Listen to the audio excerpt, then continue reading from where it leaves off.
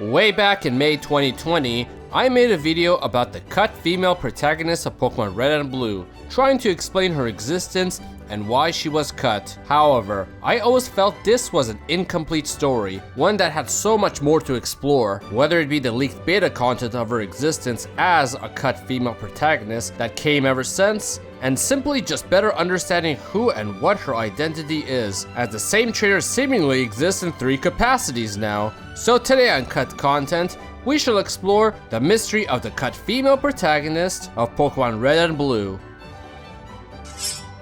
If you enjoyed this video, please hit the subscribe button and hit the like button too to further support us and keep creating new videos.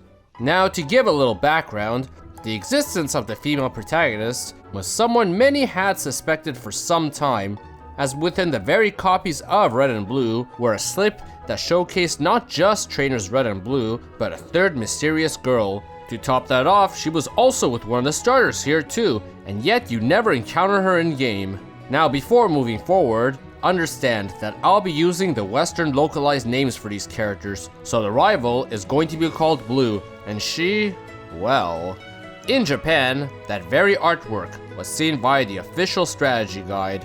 However, also in Japan, many got a better explanation, as an issue of Pokemon Craft DX released, showcasing a small manga featuring this very trainer alongside both Red and Blue, and was given the name of Green, or Blue in Japan, showing how integral she was to the cast, yet missing in the whole game, not a single sprite of her anywhere, not even a word in passing.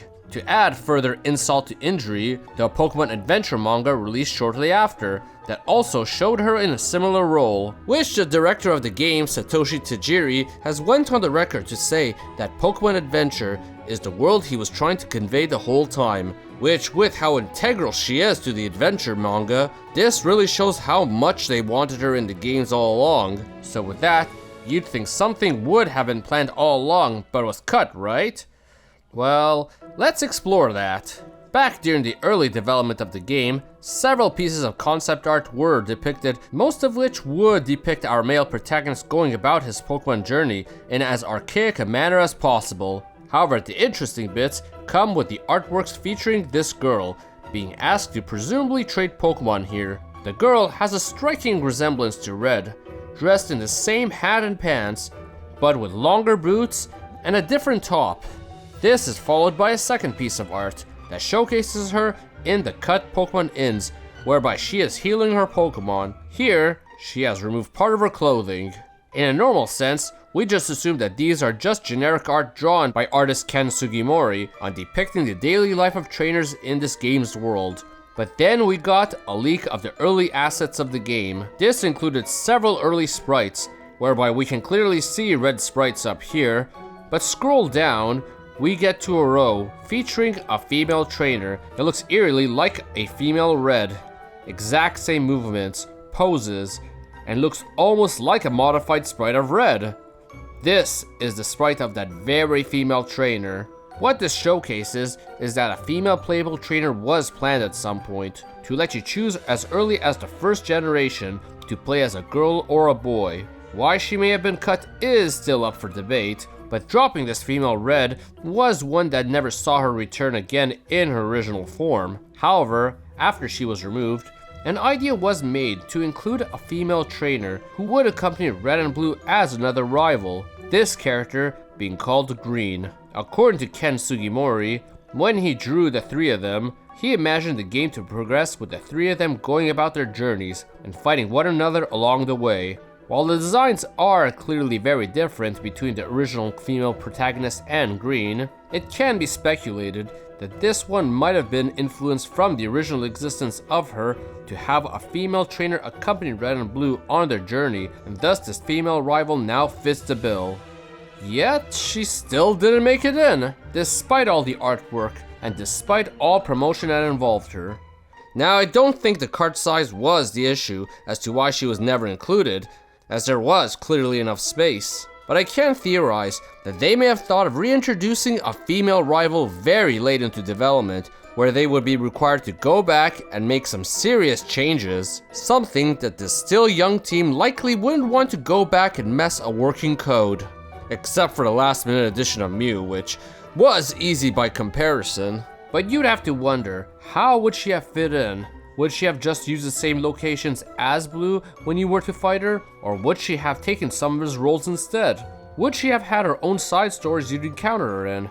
And in fact, what about the Indigo Plateau? How would facing the champion work here? Would it end up becoming a tournament between Red, Blue, and Green on who takes the seat of champion after beating the Elite Four? Something of which Pokemon Adventure tried to answer itself. But for Generation 1, she would only remain in promotional material, and she wouldn't be visited again for 2 generations later. When the remakes of Pokemon Fire Red and Leaf Green were in the making, plenty of storage and capacities allowed by the new Game Boy Advance allowed for them to finally make a girl playable in the Kanto games. As such, the idea of the female protagonist from very early in development was revived, and this time her design was going to be based on the cut green, which Ken Sugimori, when designing this new trainer, confirmed he took her design into consideration for it.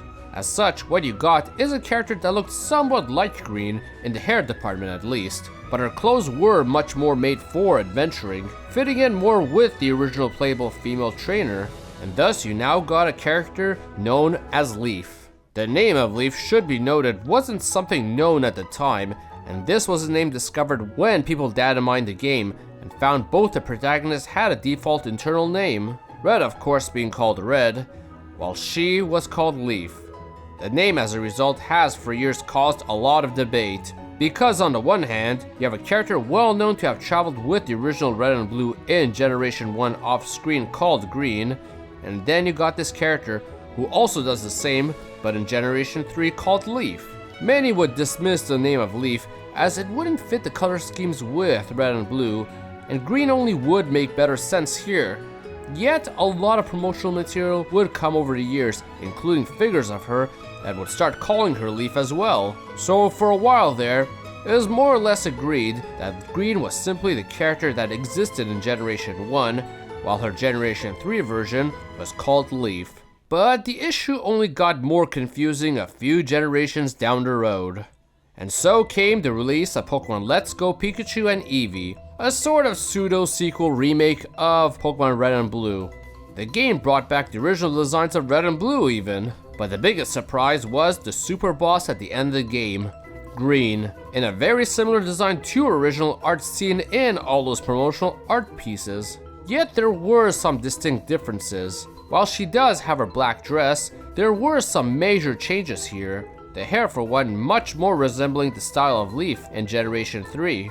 Next being the inclusion of these blue shorts, which the blue tone here resembles Leaf's blue tones. But the biggest callback has to be the collar on the dress, being the same shape as Leaf's, but the colors are inverted. While the collar on Leaf is black and the shirt is blue, here the collar is blue and the shirt is black. Even her battle pose is the exact same as Leaf's battle pose. The depiction is very clear that this version of Green has been stylized to definitely look more like a Generation 1 Leaf. In many ways, this time Green was influenced by Leaf. To many, this was Game Freak's way of saying that the female trainer from Generation 3 was all along supposed to be the same as the cut female rival from Generation 1, and thus given the unified name of Green in this game. That mystery had been solved to many, but then it got confusing once more with the coming of Pokemon Masters. Pokemon Masters decided to depict Leaf in her Generation 3 design, and as well called her Leaf. Boy, you can imagine the confusion in everyone's head at that point. So then they're different, right? Well, Pokemon Masters decided to have this version of Leaf also influenced by the version of Green in Let's Go, whereby she not only had an Eevee as her partner Pokemon with a literal move called Let's Go, but she also had a Clefable and a Blastoise, both of which were Green's Pokemon in Let's Go. Which it also should be noted that Squirtle was the literal Pokemon that Green had in her original artwork on that original promotional art piece. So her having a Blastoise in both iteration is a clear callback to that. So what does this all mean? Simply that it's gotten messy.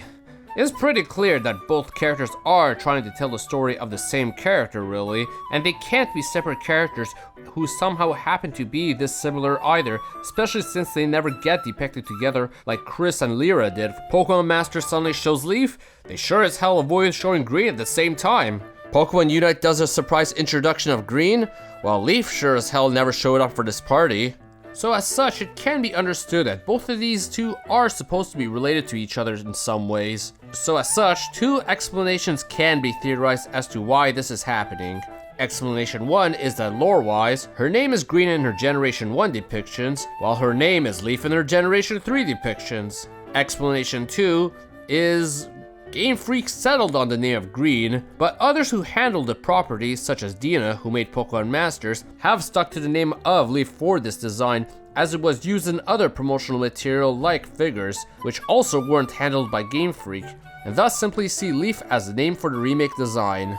While nothing is confirmed, I personally lean towards the second theory for now, but unless Game Freak one day manages to reintroduce Generation 3 Leaf again themselves, and literally call her Green, we won't have a solid answer to this. But overall, the journey of this cut female playable trainer, whether you call her Leaf or Green, has been a long and confusing one. Starting as a gender-bent Red, to a non-playable redesigned rival, to a playable version based on the previous design, to once again going back to the Generation 1 design but with influence from the Generation 3 design, to simply both designs now coexisting in media together with a different name assigned to the different depictions of her. But I sometimes wonder, if they did another full-blown remake of Generation 1 again, featuring the main trio, would they this time depict Leaf/Green as a trainer who would actually accompany Red this time, or vice versa if you play as her throughout this journey much as Blue does? A means to go back to Sugimori's idea of all three of them traveling together as it was originally intended. While myself and many others aren't looking forward to another Generation 1 remake, reviving this idea of her also being there with us along the way would be a reason to look forward to it if they ever did so. And thank you for watching!